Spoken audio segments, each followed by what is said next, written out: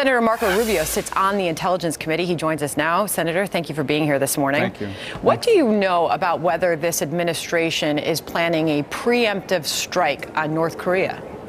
Well, I'd say two things. First, we have to understand that North Korea's goal, Kim Jong Un's goal here, is to acquire the capacity to strike the United States with a nuclear weapon. And once he does that, then he intends to enter into negotiations to be accepted as a nuclear power. And he feels that he's going to have stronger leverage and bargaining power if he gets into that negotiation, not as a weaker country, but as a country with the capability of threatening the United States.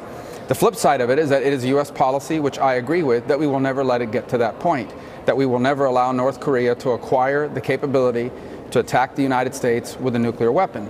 And hence the showdown that we're talking about now. And my view of it, without getting into any specifics or any tactics, is that it is the policy of the United States and of this administration that we will never allow North Korea to develop the capacity to strike the United States with a long-range missile armed with a nuclear weapon, and that the White House intends to enforce that policy, and it is a policy that I agree with. When it comes to those negotiations and dealings with North Korea, John Kelly last night was asked by Brett Baier whether or not this president has spoken directly to Kim Jong Un.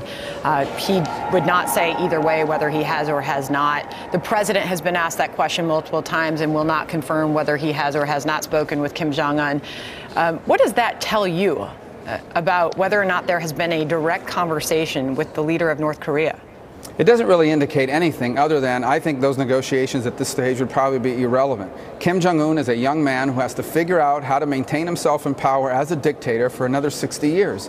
And he has gambled that the way to do that is to be a nuclear power that can threaten the world, and that once that happens, he's not going to wind up like Gaddafi or Saddam Hussein. That's the gamble that he's made. The United States position is we will never allow you to acquire that nuclear weapon. We will never negotiate so that we'll accept that status. And we reserve the right to take whatever actions necessary to prevent you from acquiring that capability. So and it hence would be showdown. not useful, in your opinion, for this president to speak directly with Kim? I'm not saying it wouldn't be useful. I just don't believe it would be productive. Because in the end, Kim Jong Un is not looking for a deal that allows him to freeze his program. He is looking to be accepted as a nuclear power. He wants the world to accept him the way it's accepted France and the United States and Russia and Great Britain as a nuclear power that's allowed to possess these weapons, and China for that matter. And that's what he intends to achieve. And any negotiation that he enters into between now and the time people accept him as that is just to buy time, to relieve internal pressures, to confuse the world, which is what's happening with all this Olympic stuff and the joint team. But in the end, his goals are pretty clear, and they are in direct contrast with ours. And finally, on North Korea, before I move on, do you agree with the president when he says that he believes Russia is helping North Korea evade international sanctions? Yeah, I don't think Russia views the North Korea problem the way we do. They don't feel threatened by it.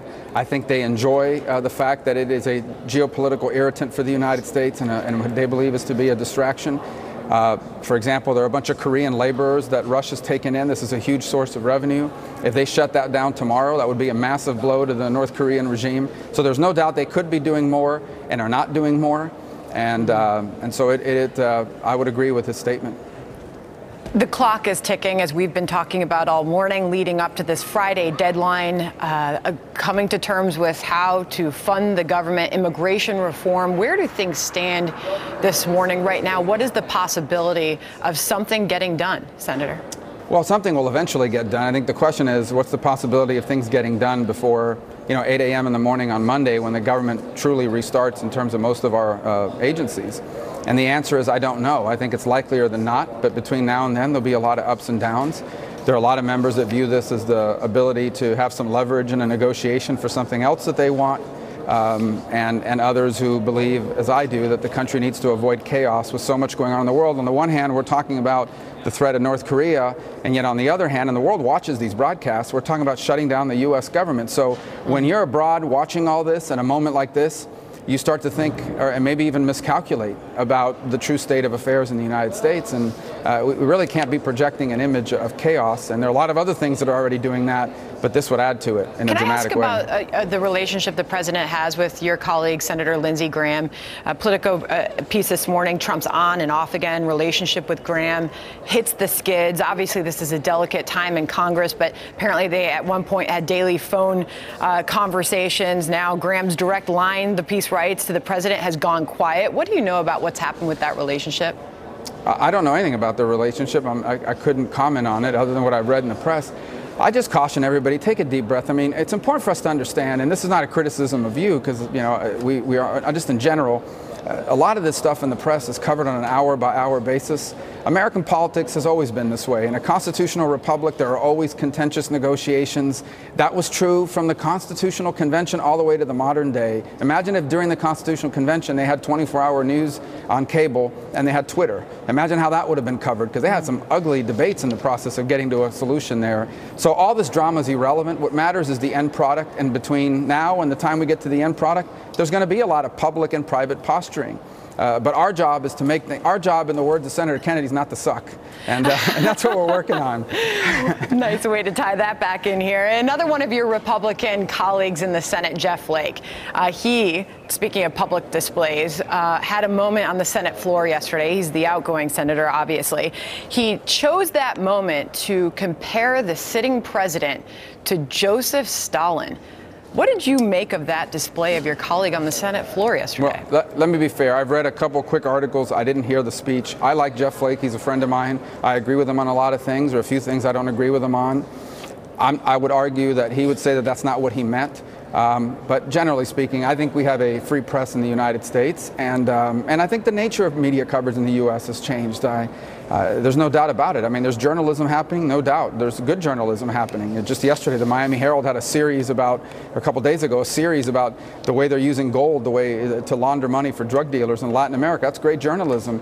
And then you have politics covered as entertainment, and the exaggeration. I mean, look, the president says things I don't agree with all the time.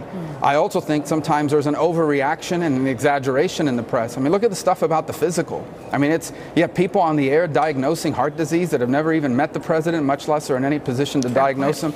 So it's just being covered as entertainment. There's a lot of hyperbole out there. At the end of the day, I mean, our job is to do our job. We have a free press in America, and if you don't believe me, log on to the internet and read the articles that are out there that run the gamut from ridiculous things on both sides of the political spectrum. Finally, Senator Rubio, you introduced a bill this week to deter foreign interference in American elections. What is this about? Well, clearly the Russians were involved in influence efforts in the campaign, primarily, in my view, to sow discord. Not so much to reach an outcome. I don't believe Russian interference altered the outcome of the race, but it most certainly pitted Americans against each other and exacerbated pre-existing tensions in our society. But I think and the Russians will continue to do that, by the way, and we see evidence of them doing it in other countries. But the Chinese can make what the Russians did look like child's play. They have more money, they have a broader intelligence network, they have a higher level of cyber and influence capabilities.